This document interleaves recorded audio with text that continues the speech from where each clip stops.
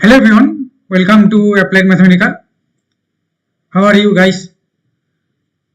Actually बहुत दिन बाद आज फिर से एक वीडियो बना रहा हूँ क्योंकि मैं बहुत बिजी था बीच में, तो इसीलिए मैं बहुत लोगों का मेल का भी रिप्लाई नहीं दे पाया और कमेंट का भी रिप्लाई नहीं कर पाया लास्ट ऑलमोस्ट एक महीना।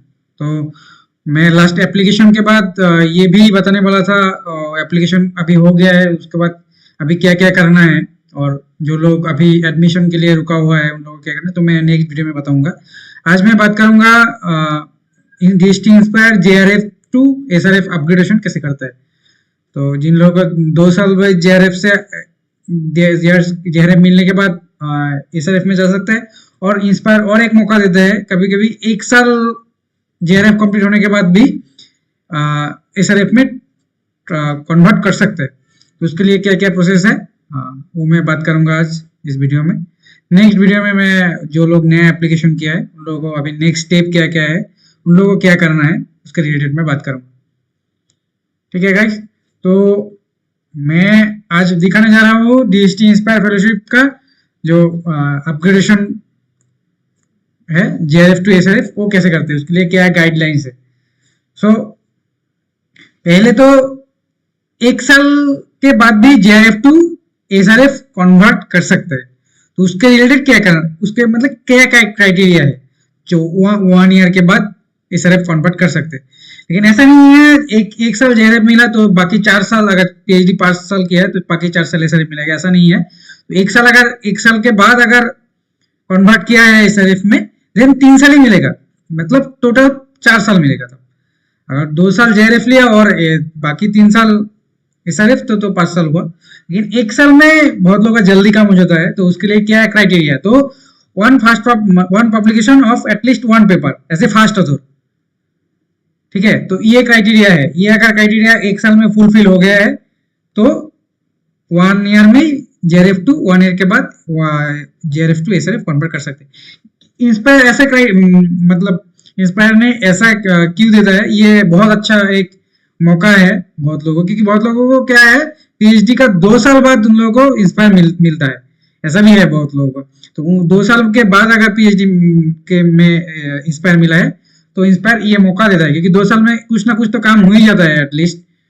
तो उसके रिलेटेड ही इंस्पायर ने ये एक अच्छा मौका दिया। ये सिर्फ इंस्पायर में ही है, बाकी जितना सारा फेलोशिप में ये मौका नहीं देता है कि वो 1 साल के बाद जेआरएफ टू एसआरएफ कन्वर्ट करने का। तो 1 साल में भी क्या क्राइटेरिया है, विद इन 4 मंथ्स, मतलब 1 साल एसआरएफ जेआरएफ कंप्लीट होने के बाद विद इन 4 मंथ अगर असेसमेंट हो गया, मतलब इंटरव्यू हो गया, तो ये रिलेटेड मैं बात करूंगा कैसे करना होता है, क्या करना होता है, वो भी बताऊंगा। पहले ये गाइडलाइंस में रिलेटेड बात कर लेते हैं। तो विद इन 4 मंथ्स अगर इंटरव्यू हो गया, असेसमेंट हो गया है और 2 मंथ के बीच में वो रिपोर्ट जो है वो सबमिट कर दिया है, तो क्या होगा, तो the working day following the completion of 1 year S JRF, मतलब अगर जेआरएफ जिस दिन कंप्लीट हुआ है 1 साल, नेक्स्ट डे से नेक्स्ट मतलब साल का जिस दिन मान लो कंप्लीट हुआ है जेआरएफ का, नेक्स्ट डे से ही वो एसआरएफ का मिलेगा। अगर 4 महीने से ज्यादा हो गया है, अभी भी असेसमेंट नहीं हुआ है, तब क्या होगा, जिस दिन असेसमेंट होगा उस दिन, और अगर 2 महीने बाद, फिर से 2 महीने बाद अगर असेसमेंट का सबमिट किया है, वहाँ पे सबमिट करना भी मैटर करेगा। सबमिट इसीलिए असेसमेंट होने के बाद 2 महीने का अंदर वो सबमिट कर देना है। तो अगर 4 महीने के बाद असेसमेंट हुआ तो जिस दिन असेसमेंट हुआ उस दिन से मिलेगा पैसा, अगर 4 मंथ से ज्यादा हो गया। सिमिलरली 2 इयर्स तो ये नॉर्मल है, 2 इयर्स के बाद एसआरएफ करना होता है। तो 2 इयर्स के बाद अगर एसआरएफ किया तो विद इन 4 मंथ्स अगर कर लिया असेसमेंट, मतलब इंटरव्यू हो गया है, तो मतलब जेआरएफ का जिस दिन कंप्लीट हुआ है उस दिन से नेक्स्ट डे से वो एसआरएफ का पैसा मिलने का। सिमिलरली अगर 4 मंथ से ज्यादा हो गया है, एसआरएफ का असेसमेंट इंटरव्यू नहीं हुआ है, तो असेसमेंट जिस दिन हुआ है उस दिन से पैसा मिलेगा। अगर 2 इयर्स से ज्यादा हो गया तो भी असेसमेंट नहीं होगा, 4 महीना से ज्यादा हो गया और 2 इयर्स भी ज्यादा हो गया असेसमेंट नहीं होगा, तो जिस दिन असेसमेंट होगा उस असेसमेंट डे का नेक्स्ट डे से पैसा मिलेगा। तो ये रहा डेट, कितना दिन बाद करना है। और अभी असेसमेंट कैसे होगा, असेसमेंट का भी कुछ क्राइटेरिया है, वो कैसे होगा, उसके लिए क्या है वो भी बात करेगा अभी। तो पहले तो है 3 मेंबर से एक कमेटी बनाना पड़ेगा, वो इंस्टीट्यूट से बनाया जाएगा। एक्चुअली इंस्टीट्यूट से बनाया जाएगा मतलब ये मतलब सुपरवाइजर जो है, सुपरवाइजरी सजेस्ट करता है यूनिवर्सिटी को, जो ये इस नाम दे देता है, और उसके बाद इंस्टीट्यूट का जो हेड है वो डिसाइड करता है। कभी कभी 3-4 नाम दिया जाता है, उसमें से एक सिलेक्ट होता है, कभी कभी एक नाम देने से इंस्टीट्यूट ही दे देता है। तो ये सुपरवाइजर सिलेक्ट करता है, एक्चुअली सुपरवाइजर देता है इंस्टीट्यूट को, हेड को, इंस्टीट्यूट का हेड को। कभी कभी डीन एंड R&D करता है, रजिस्टर करता है, डायरेक्टर करता है, वाइस चांसलर करता है, कोई करता है ये। तो अभी ये 3 मेंबर कमेटी होगा, उसमें से एक एक्सटर्नल रहेगा। एक्सटर्नल मतलब बाहर का रहेगा, कोई प्रोफेसर और बाहर का कोई एक्सपर्ट रहेगा, और एक इंस्टीट्यूट का रहेगा। वो डिपार्टमेंट का भी हो सकता है, अलग डिपार्टमेंट का भी हो सकता है, मतलब इंस्टीट्यूट का एक इंटरनल मेंबर रहेगा और सुपरवाइजर रहेगा। तो टोटल 3 मेंबर हुआ। तो 3 मेंबर का एक कमेटी तैयार होगा, उस कमेटी हमारा इंटरव्यू करेगा, उसके बाद असेसमेंट करके एक रिपोर्ट देगा। तो असेसमेंट रिपोर्ट में रिलेटेड में बात करूंगा। तो अभी जो एक्सटर्नल एक रहेगा, जो बाहर का इंस्टीट्यूट से जो आएगा, ये ऑनलाइन और ऑफलाइन दोनों हो सकता है। किसी किसी इंस्टीट्यूट में ऑफलाइन भी हो सकता है, किसी किसी इंस्टीट्यूट में ऑनलाइन भी हो सकता है। तो ये depend on your institute. Okay, so ये जो असेसमेंट कमिटी है, और इसे यहाँ पे बोला है, the assessment committee shall include the research supervisor and 1 faculty from the host institute. मतलब यही बोला, एक सुपरवाइजर रहेगा, एक होस्ट इंस्टीट्यूट का एक मेंबर रहेगा, और अदर एक एक्सपर्ट रहेगा जो DST नॉमिनेटेड एक्सपर्ट है। सो DST नॉमिनेटेड एक्सपर्ट कौन कौन है? सो ये बहुत बड़ा मायने रखता है। DST नॉमिनेटेड पर्सन होने से ही वो चेयरपर्सन हो सकता है, एक्सटर्नल वही रहेगा। ठीक है, तो ऐसा कोई नहीं है जो मैं किसी को भी एक बुला लूंगा तो हो जाएगा। इंस्पायर का ऐसा नहीं है, बाकी अलग फेलोशिप में ये हो सकता है, लेकिन इंस्पायर का ये नहीं है। इंस्पायर का क्या होना पड़ेगा, यहाँ पे बोला है जो कॉन्सर्न है तुम्हारा, जो तुम लोगों का जो टॉपिक में एरिया है, तो एरिया का तो लोग प्रोफेसर और अलग मतलब टीचर रहता ही है।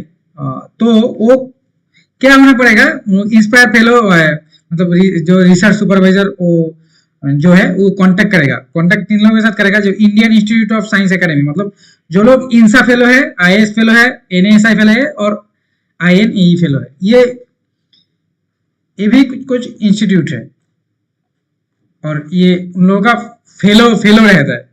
तो उन लोगों का लिस्ट रहता है, वो मैं लिस्ट भी दिखाऊंगा किन किन लोगों का नाम है, तो कैसे कांटेक्ट करना है तो वो भी मैं बात करूंगा अभी।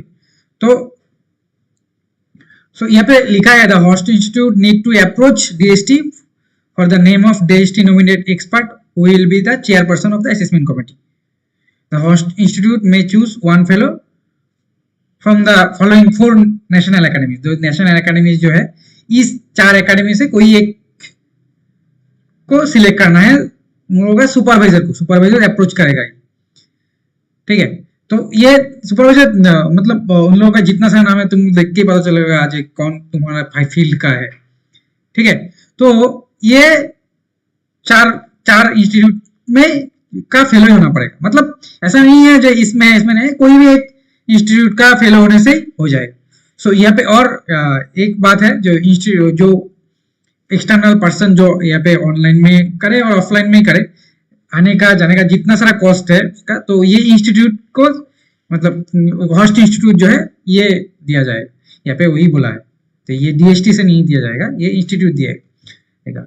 सो मेरा वाला में जो हुआ था तो इंस्टीट्यूट ने सब किया था। सो अभी ये कैसे अप्रोच करना है, ये 4 इंस्टीट्यूट, ये मतलब तुम लोगों को ऑनलाइन में जाके ये देखना है जो इंसा फेलो जो है लिस्ट कैसा है, तो मैं दिखाऊंगा लिस्ट।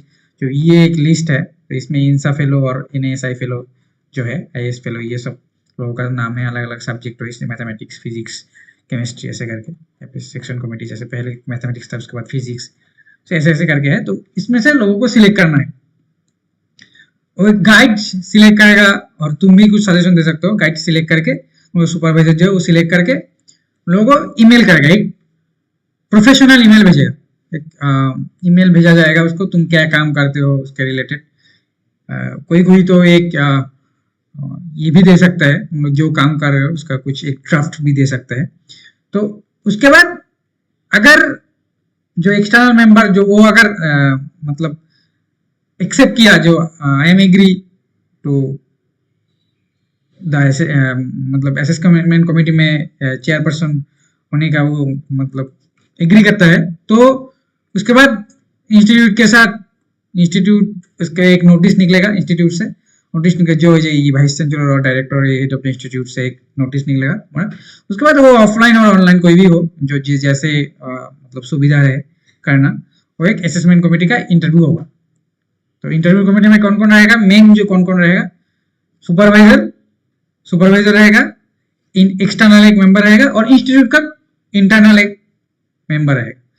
सो 3 लोगों का मेन एक कमेटी होगा। जो एक्सटर्नल मेंबर जो होगा वो ये 4 इंस्टीट्यूट से 4 में से एक में से होना पड़ेगा, ये होना ही पड़ेगा, ये नहीं होने से नहीं होगा, ठीक है। तो उसके बाद असेसमेंट होगा, मतलब इंटरव्यू होगा। तो इंटरव्यू होने के बाद ये एक फॉर्मेट है, ये फॉर्म जो है ये सबमिट करना होगा इंस्टीट्यूट इंस्पायर पोर्टल में। यहाँ पे जो बोला है जो अपलोडिंग असेसमेंट रिपोर्ट पोर्टल, ये है असेसमेंट रिपोर्ट। और असेसमेंट रिपोर्ट के साथ एक प्रोग्रेस रिपोर्ट भी सबमिट करना होता है। वो प्रोग्रेस रिपोर्ट कैसा होता है, वो 2 साल में जैसा क्या क्या काम किया है, कितना सारा काम किया है, अगर पेपर भी कुछ पब्लिश हुआ है तो पूरा डिटेल्स देके, पूरा जितना सारा है पूरा डिटेल्स देके वो सबमिट करना है। तो ये 2 डॉक्यूमेंट सबमिट करना है। इसमें वो जो name of the address of the expert member, जो एक्सपर्ट मेंबर रहेगा, ये इंसा फेलो, आईआईएससी फेलो, एनएएसआई, आईएनई फेलो, ये सब में से एक में से होने से हो जाएगा, उसका नाम रहेगा। बाकी इंटरनल मेंबर का एक नाम रहेगा और सुपरवाइजर का नाम का।